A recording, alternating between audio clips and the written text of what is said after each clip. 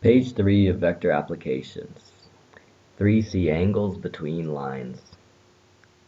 Um, so page 326. Last chapter we saw this formula here, which gives us the cosine of an angle given the two vectors that form the angle.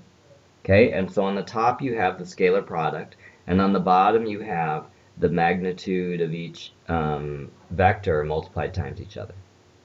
Okay, so we might draw that angle and vectors like this, and you can see that this is like an obtuse angle, right?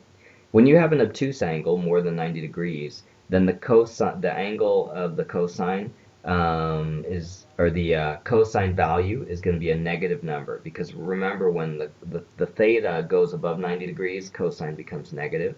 Okay, but if you, let's say that you draw two lines which follow the two direction vectors here, this angle is obtuse, but the complementary angle here is going to be acute. Okay, and knowing either one of these angles is enough to know the angles between the direction vectors, right? So, what if we said we're going to find the acute angle, the smaller angle of the two? Then we could say that if we take the magnitude of, or the absolute value of B1 scalar product B2, then we're going to find the acute angle instead of sometimes finding the obtuse angle. Okay? So, because sometimes we don't really care about if we're finding the acute or the obtuse angle, the important thing is finding an angle between two lines. And when you're looking at an angle between two lines, it doesn't really matter if you're finding this one or this one. You already have the answer. Okay? So let's move on. Then it asks us, notice the absolute value or modulus function around the scalar product. How do we know that the cosine is positive in this case? Well, the cosine is equal to the scalar product, absolute value, divided by the magnitude of the two vectors. So magnitude of a vector is always positive. So you have two positive numbers on the bottom. The bottom is positive. On the top, you have the scalar product, which can be positive or negative, but you're taking the absolute value, so it's also positive. So we know that the cosine of theta is going to be positive because both the numerator and the denominator have to be positive. Okay. Consider the two lines, vector r1 equals position vector a1 plus scalar s times position direction vector b1, and vector r2 is equal to position vector a2 plus scalar t times direction vector b2. So r1 and r2 are parallel if the vectors b1 and b2 are parallel. Okay? So the only thing that matters is the direction vectors, not the position vectors, in determining if the lines are positive or negative. Or not, if the lines are perpendicular or parallel. And the same thing with the second one. To determine whether these two lines are perpendicular, you just need to look at the direction vectors and look to see if B1 and B2 are perpendicular. And if they're perpendicular, then the lines are perpendicular also. Number one, find the angle between the lines, L1, L2.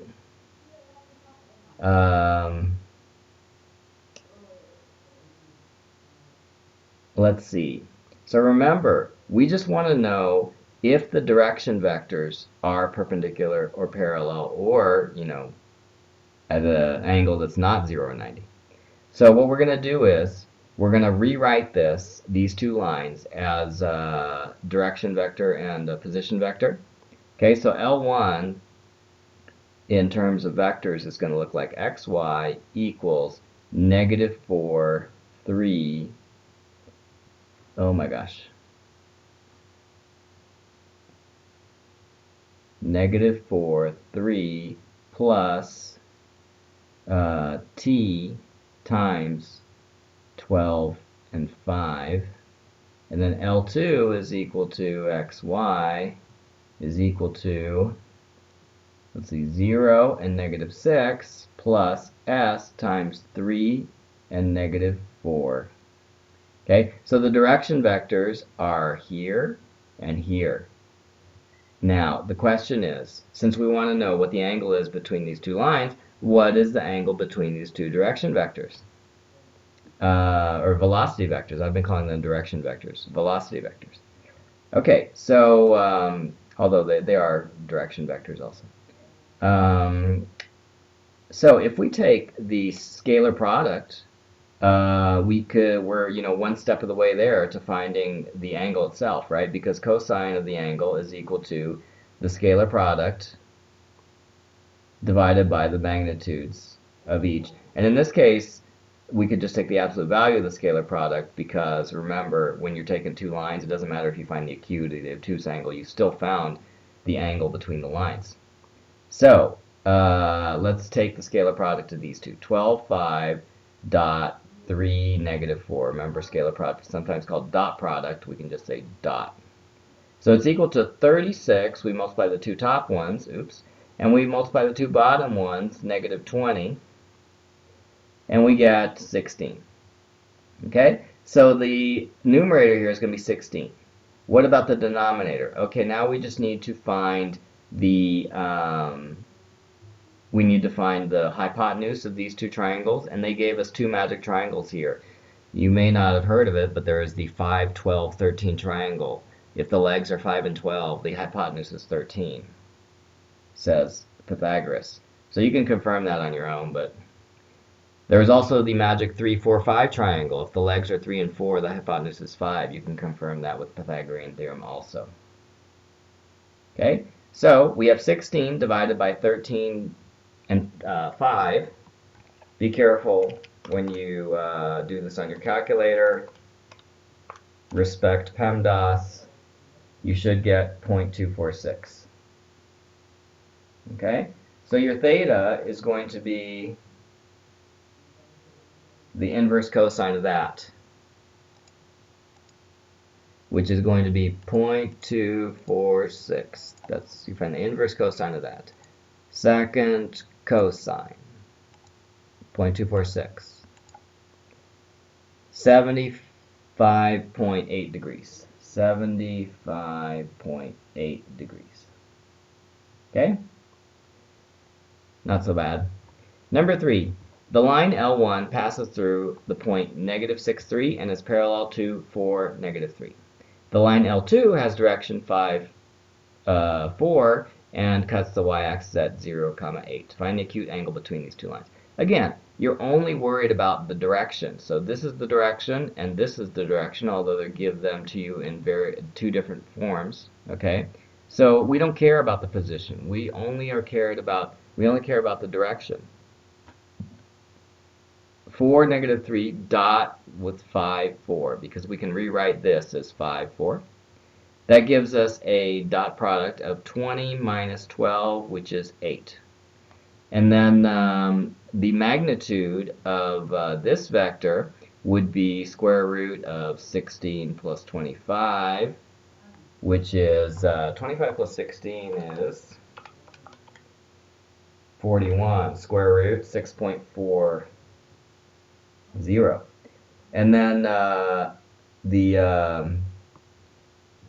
hypotenuse of this one, of course, is 5, right? Because we know it's a 3, 4, 5 triangle. All right, so we're going to have cosine of theta is equal to dot product or scalar product 8 on top, magnitudes 5 and 6.4 on the bottom. So you get 8 divided by 5 divided by 6.4 is equal to 0.25. Wow, what a nice round number. So what is the inverse cosine of 0.25? It's 75.5. It's almost the same as the other one. Okay?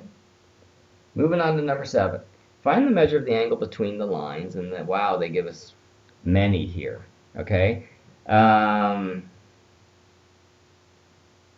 Measure the angle between these lines. All right.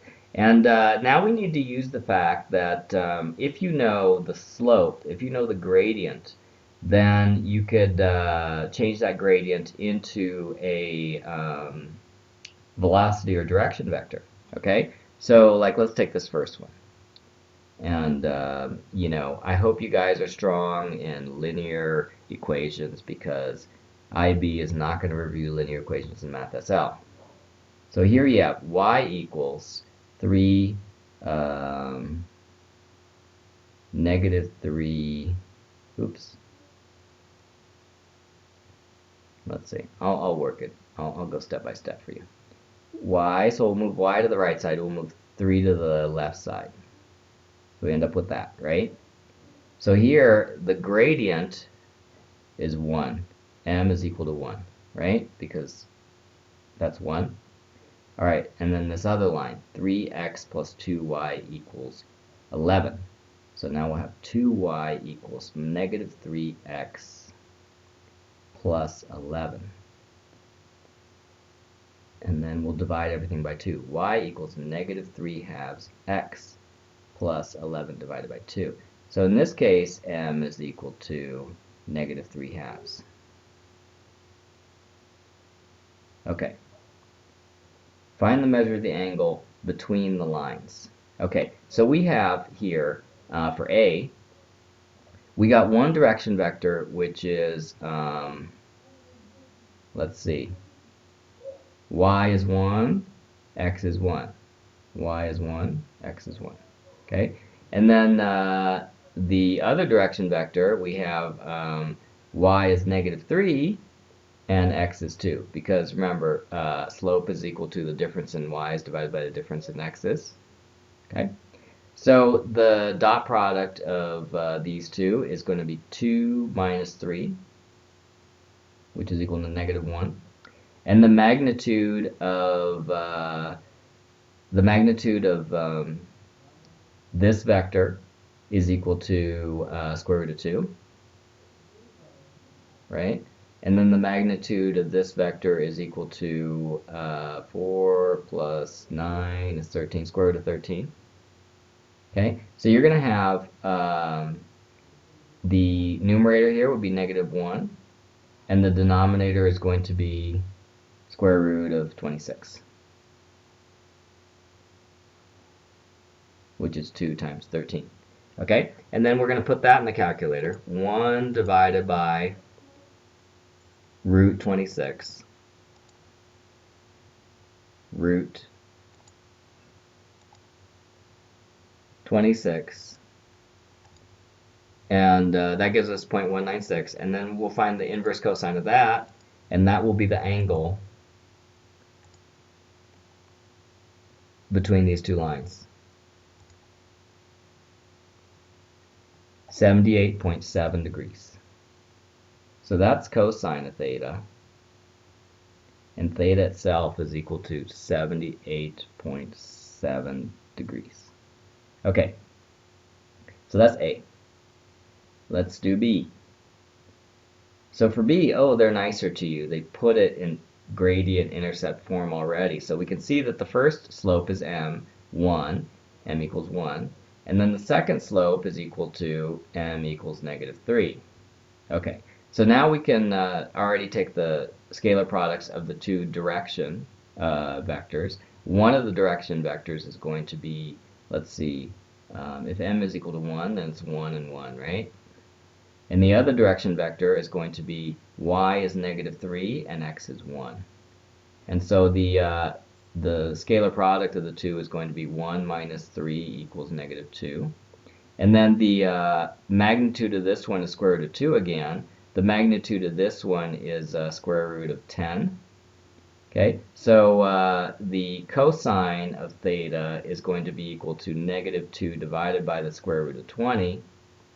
And theta is going to be, let's do that, 2 divided by square root of 20, root 20.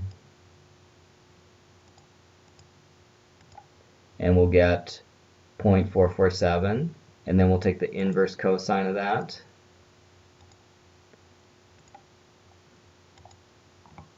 and it'll give us 63.4 degrees. And you notice I just ignored the negative sign there because it doesn't matter if we find the acute or the obtuse angle between the two lines, right? Either one is fine. The acute one's a little easier, right? 63.4 degrees. Okay, now we're going to do C. So C is not quite in gradient intercept form. So the reason why we're going to put it in gradient intercept form is then we can automatically see what the m value is. So see here, the m value is obviously -1 because we have in gradient intercept form.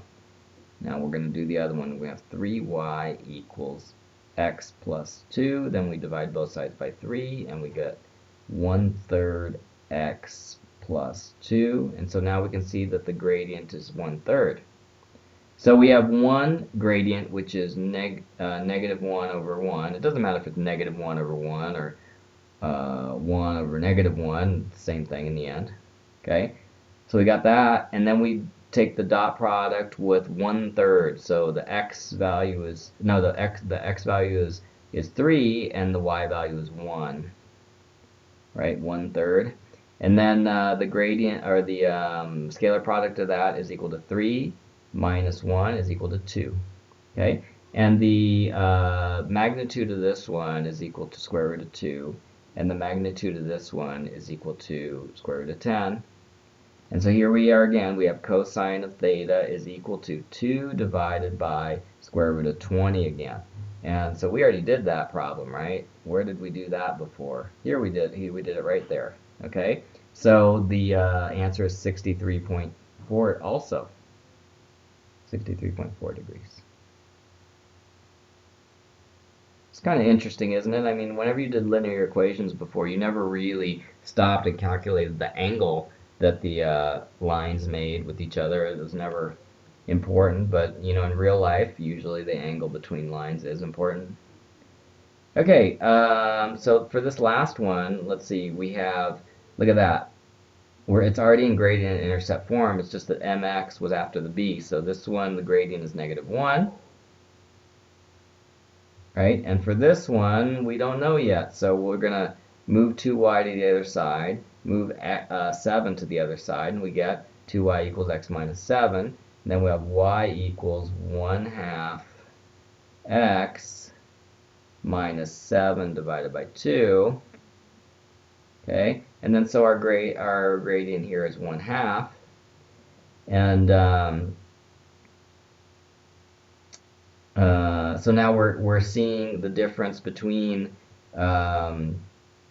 this gradient, m equals -1, and a gradient of 1/2. So let's express that as vectors, as direction vectors. So the first one's going to be -1, 1. The second one's going to be 1, 2. The scalar product is 2 minus 1 equals 1. And the magnitude of this one is square root of 2. Magnitude of this one is 1 square root of 5. So the cosine of theta is equal to 1 over the square root of 5. Theta is equal to, let's find 1 square root of 5. 1 divided by root 5. 5. And find the inverse cosine of that.